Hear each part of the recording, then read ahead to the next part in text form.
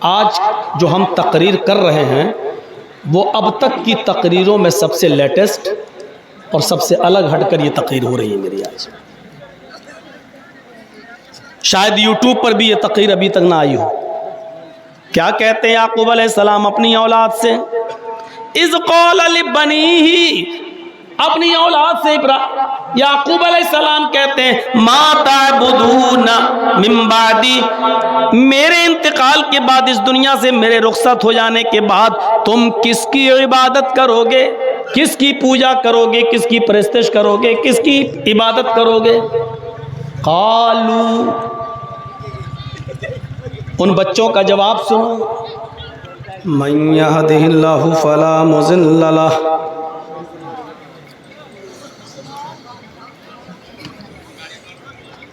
ومن یضللہ فلا ہادی لہ۔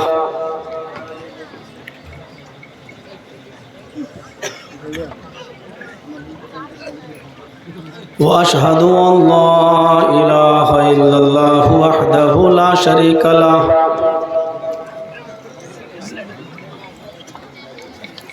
واشہد ان محمدا عبدہ ورسولہ۔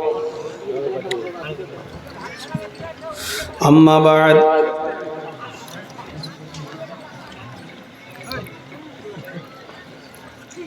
فإن خير الحديث كتاب الله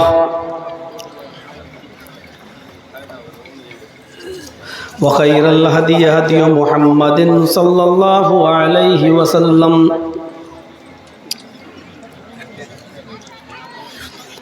وشر الأمور محدثاتها وكل محدثة بدعة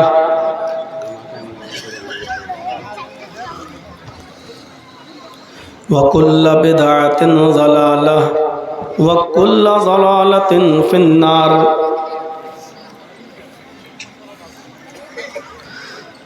اعوذ باللہ من الشیطان الرجیم، بسم اللہ الرحمن الرحیم۔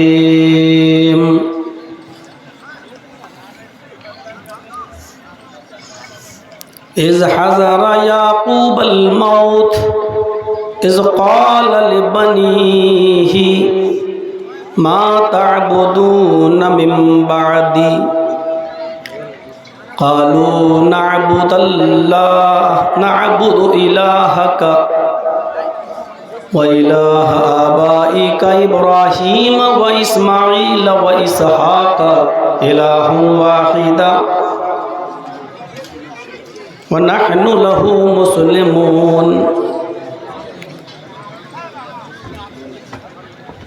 رب اشرح لي صدري ويسر لي أمري واحلل عقدۃ من لسانی یفقہوا قولی۔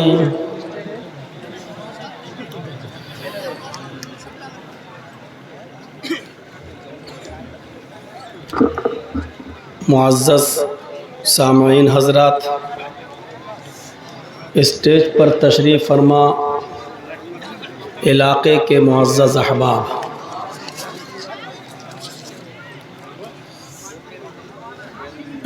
اللہ رب العالمین کا شکر ہے اور اس کا احسان عظیم ہے کہ اس نے ہمیں اور آپ کو ہر سال کی طرح اس سال بھی پروگرام میں ایک ساتھ بیٹھنے کی توفیق عطا فرمائی، کچھ باتیں سننے کا موقع عطا فرمایا۔ دعا ہے اللہ تبارک و تعالیٰ سے کہ بار الہ سننے سے زیادہ ہمیں عمل کی توفیق عطا فرما۔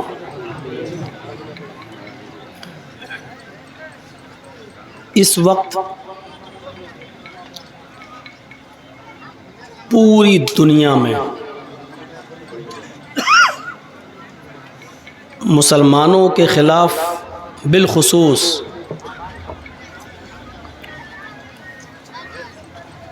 بہت بڑی بڑی سازشیں رچی جا رہی ہیں۔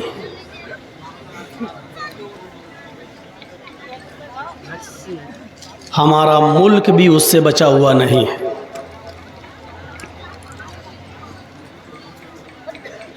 ہمیں اس بات کو سوچنا ہے کہ ہم مخالفین کی، विरोधियों की साजिशों से कैसे अपने आप को बचाएं और अपने आप को और अपना मजहब और अपना दीन भी हम बचा कर रखें। ये इस वक्त की बहुत बड़ी ज़रूरत है। एक तरफ हमारे खिलाफ साजिशें, दूसरी तरफ हमारी औलाद, हमारी जनरेशन को अपने रंग में रंगने का प्लान और मंसूबा। ये दो चीज़ें बड़ी ख़तरनाक हैं। एक तो यह कि जो पक्के सच्चे मुसलमान हैं, जो कुरान और हदीस पर अमल किए बिना रह नहीं सकते, उनको किसी तरीके से ख़त्म कर दिया जाए। एक प्लान तो यह है, और दूसरा प्लान यह है कि इनकी जो औलादें हैं उनको मारा ना जाए, कत्ल ना किया जाए, बल्कि उनके खिलाफ ऐसे जाल बिछाए जाएं कि ये खुद ऑटोमेटिक उस जाल में फंस जाएं और इनके ऊपर हमारा रंग रंग जाए। मसलन अब प्लान ये हुआ है कि कॉलेजेस और यूनिवर्सिटीज़ के अंदर मुस्लिम लड़कियों को ज़्यादा से ज़्यादा एडमिशन दिलाया जाए। लड़के तो कहीं पढ़ लेंगे, अब इनको फिक्र हो रही है हमारी लड़कियों की, इसलिए वैकेंसी निकालेंगे, जगह खाली है, और जोर दिया जाएगा बेटी पढ़ाओ बेटी बचाओ, इस तरीके के नारे भी लगाए जाएंगे।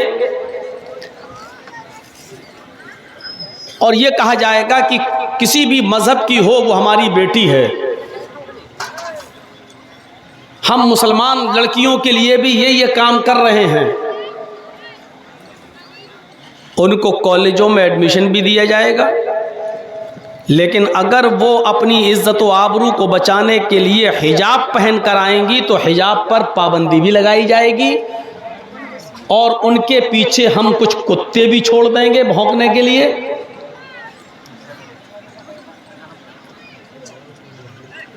कुछ हद तक इस तरीके से होगा, फिर हर लड़की हिजाब और नकाब से खुद नफरत करेगी, और फिर जब वो स्कूल और कॉलेजेस में को एजुकेशन लड़के और लड़कियां एक साथ बैठ के पढ़ेंगे, तो ऐसे मौके पर अंदरूनी प्लानिंग ये है कि इन लड़कियों को मोहब्बत के जाल में फंसाकर कोर्ट मैरिज करके इनको शादियां इनसे की जाएं, और इनके शादियां करने के बाद इनसे 2-4 बच्चे पैदा करने के बाद बच्चों को तो अपने पास रख लिया जाए, और इन औरतों को, इन लड़कियों को तलाक देकर ऐसा कर दिया जाए कि धोबी का गधा, न घर का न घाट का, न वो अपने घर जा सके और न हमारे यहाँ रह सके। ये अंदरूनी प्लानिंग और मंसूबे सब हो रहे हैं। ये साजिशों को हमें और आपको समझना होगा।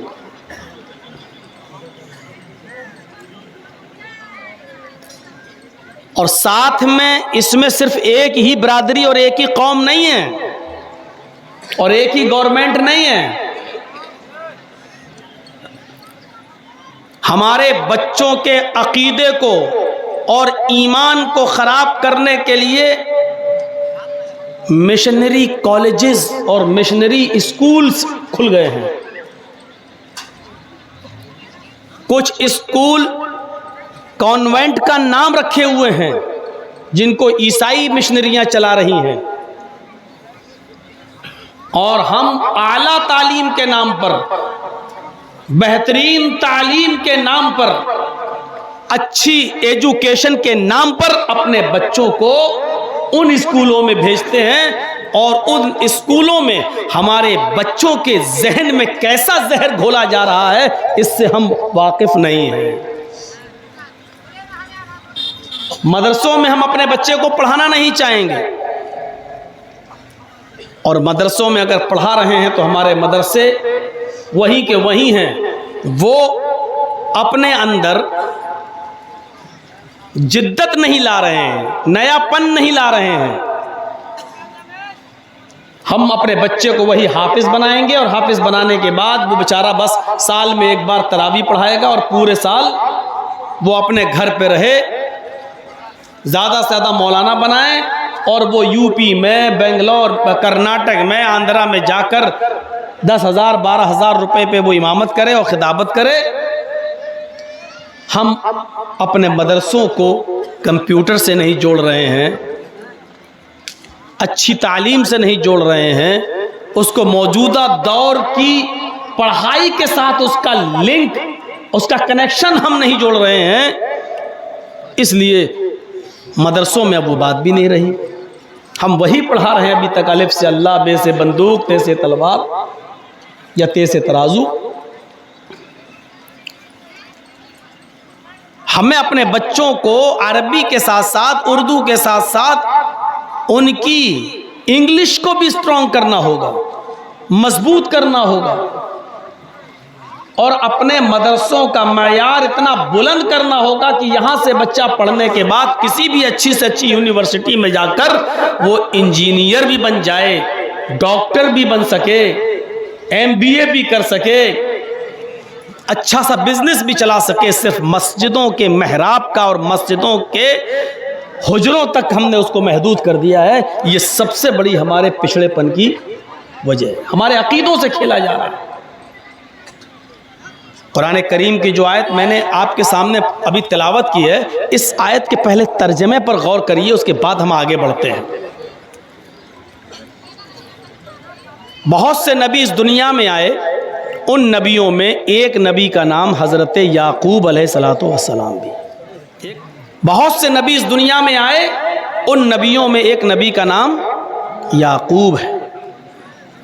اب قرآن دیکھیے، آج جو ہم تقریر کر رہے ہیں وہ اب تک کی تقریروں میں سب سے لیٹسٹ اور سب سے الگ ہٹ کر یہ تقریر ہو رہی ہے میری آج۔ شاید یوٹیوب پر بھی یہ تقریر ابھی تک نہ آئی ہو۔ ایک نبی کا نام ہے یعقوب۔ یعقوب علیہ الصلوۃ والسلام کی موت کا وقت جب قریب آیا، جب ان کے انتقال کا وقت قریب آیا، تو حضرت یعقوب علیہ السلام نے اپنے بیٹوں کو جمع کیا۔ ہم تھوڑا سا اسپیڈ آج سلو رکھیں گے تاکہ آپ کو سمجھا سکے کہ کتنی بڑی پلاننگ آج ہمارے ساتھ ہو رہی ہے، اس کو ہم سمجھیں۔ یعقوب علیہ الصلوۃ والسلام نے جب اپنے بچوں کو اپنے پاس بلایا انتقال کے وقت، تو ان بچوں سے کیا کہا؟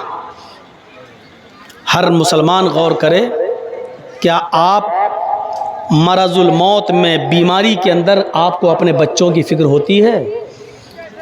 اس وقت آپ کیا کہتے ہیں؟ آپ اپنے بچوں کی فکر کرتے ہیں؟ یہ ہمارے اور آپ کے انتقال کا وقت قریب آتا ہے تو ہمیں فکر یہ ہوتی ہے کہ بیٹا یہ گھر کا فلاں زمین تم لے لینا، فلاں تم لے لینا، اتنا حصہ فلاں کو دے دینا، اتنا حصہ فلاں کو دینا۔ ہمیں اپنے بچوں کی یہ فکر ہوتی ہے کہ میرے انتقال کے بعد میرے بچوں کا کیا ہوگا۔ حضرت یعقوب علیہ الصلوۃ والسلام اپنے بچوں سے کیا کہہ رہے ہیں؟ ہمیں کس چیز کی فکر ہوتی ہے، ان کو کیا فکر تھی؟ قرآن کیا کہتا ہے؟ اذ حضر یعقوب الموت، جب یعقوب علیہ الصلوۃ والسلام کے پاس موت حاضر ہوئی، یعنی موت کا وقت آیا، انتقال کا وقت قریب آیا،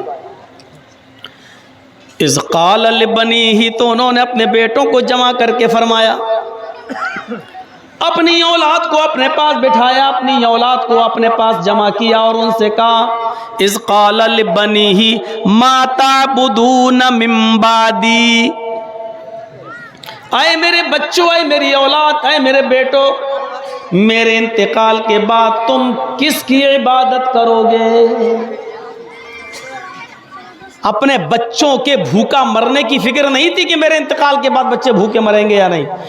ان کے کاروبار کی فکر نہیں تھی، ان کی روزی روٹی کی فکر نہیں تھی، چنتا کس بات کی تھی کہ میرے انتقال کے بعد کہیں میرے بچوں کا عقیدہ نہ بدل جائے، میرے بچوں کے ایمان میں خرابی نہ آ جائے، کیونکہ دنیا میں زندگی تو کسی طریقے سے گزاری جا سکتی ہے پریشان رہ کر بھی، لیکن اس خراب عقیدے کی بنیاد پر اگر انتقال ہو گیا، مر گئے، تو جہنم کی زندگی ملے گی، جنت سے دور ہو جائیں گے، وہ بہت خطرناک زندگی ہے۔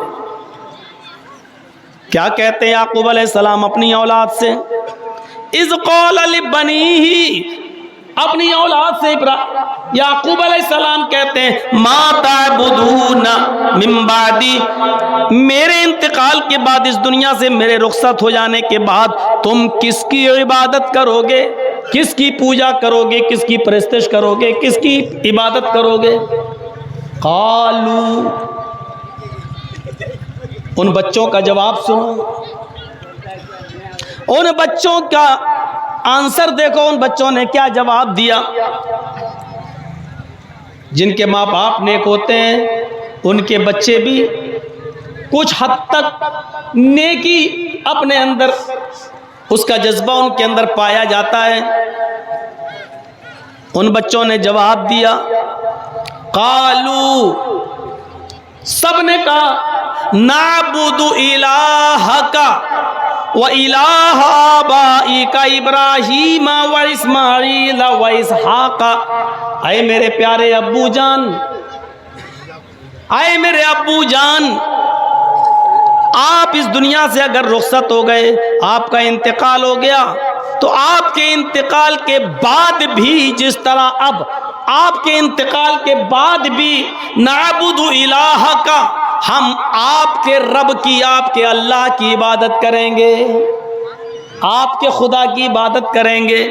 نعبد الہک، آپ کے رب کی ہم عبادت کریں گے، وَإِلَٰهَ آبَائِكَ، اور آپ کے باپ دادا کا جو رب ہے، آپ کے باپ داداؤں کا جو رب ہے، ہم اس رب کی عبادت کریں گے، آپ کے رب کی، آپ کے باپ، آپ کے آبا و اجداد کے اللہ کی، معبود کی عبادت کریں گے، ابراہیم، اسماعیل اور اسحاق علیہ السلام کے رب کی، یعنی جو ابراہیم کا رب ہے، جو آپ کا رب ہے، اور جو آپ کے باپ ابراہیم کا رب ہے، اسماعیل کا رب ہے، اسحاق کا رب ہے، ہم اس رب کی عبادت کریں گے۔ آپ اس بات سے بے فکر رہیں کہ آپ کے انتقال کے بعد آپ کی اولاد مشرک ہو جائے گی، شرک میں مبتلا ہو جائے گی، نہیں، اگر آپ اس دنیا سے رخصت بھی ہو گئے تو ہم آپ کے رب کی، آپ کے آبا و اجداد، آپ کے باپ دادا کے رب کی، یعنی ابراہیم و اسماعیل اور اسحاق علیہ السلام کے خدا کی، ان کے معبود کی عبادت کریں گے۔ الہ واحدہ، اس لیے کہ ان سب کا ایک ہی معبود ہے اور وہ ہے اللہ، ہم اسی کی عبادت کریں گے۔ وَنَحْنُ لَهُ مُسْلِمُونَ، اور ہم سب اسی کے سامنے اپنے آپ کو سرنڈر کریں گے، ہم سب اسی کے سامنے آتم سمرپن کریں گے، یعنی ہم نے اپنی پوری کی پوری زندگی کو اللہ کے سامنے سرنڈر کر دیا ہے، ہم نے اپنے آپ کو اللہ کے سپرد کر دیا ہے، ہم نے اپنے آپ کو اسی کے سامنے سرنڈر کر دیا ہے، ہم فرما بردار بن کر دکھائیں گے۔ کبھی غور کیا ایک باپ کو مرتے وقت فکر کس چیز کی ہونی چاہیے، اور اس کی اولاد کو بھی اپنے باپ کے انتقال کے بعد اپنی توحید کو، اپنے منہج کو، اپنے اصول کو، اپنے ضابطے کو، اپنے دین کو بچانے کی فکر ہونی چاہیے۔ باپ کو چنتا کس بات کی ہے کہ میرے انتقال کے بعد تم عبادت کس کی کرو گے، اور اولاد کا جواب یہ ہے کہ جو آپ نے مجھے زندگی بھر درس دیا، پڑھایا، لکھایا، ہم اس کی حفاظت کریں گے، ہم اسی رب کی عبادت کریں گے جو آپ کا رب ہے، آپ کے باپ ابراہیم کا، اسماعیل کا اور اسحاق کا رب ہے، ہم اسی رب کی عبادت کریں گے۔ آپ اس بات سے بے فکر ہو جائیے، کیا یہ منہج، کیا یہ توحید، کیا یہ طریقہ آج ہم اس کی فکر کرتے ہیں؟ کیا کانوینٹ میں اور عیسائی مشنریز کے چلنے والے اسکولوں میں ہم اپنے بچوں کو جب پڑھنے کے لیے بھیجیں گے تو کیا ہمارے بچے وہاں سے نکلیں گے تو کیا اپنی توحید کو بچا سکیں گے، اپنے دین کی حفاظت کر سکیں گے؟ اب جن لوگوں کے بچے کانوینٹ میں پڑھتے ہیں، عیسائی مشنریوں میں پڑھتے ہیں، وہ ذرا غور کریں۔